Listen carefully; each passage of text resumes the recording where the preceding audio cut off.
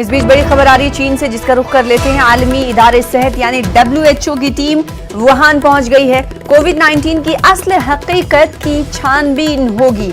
10 अरकान पर मुश्तमिल है WHO की टीम। तो इस वक्त की बड़ी खबर, आलमी इदारे सेहत की टीम वुहान पहुंच गई है। इस हवाले से पहले खबर आ गई थी कि आलमी इदारे सेहत की टीम वुहान जाएगी। दरअसल कोरोना वायरस की असल हकीकत क्या है, इसकी छानबीन की जाएगी। तो इस बीच खबर यह है कि आलमी इदारे सेहत यानी वर्ल्ड हेल्थ ऑर्गेनाइजेशन की टीम वुहान पहुंच चुकी है और ये टीम वुहान में कोविड-19 की असल हकीकत की छानबीन करेगी।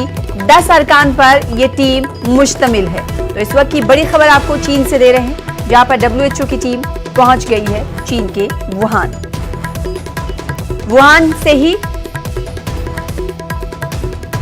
कोविड-19 फैला था। सबसे पहला मामला वुहान में ही मंजरे आम पर आया था।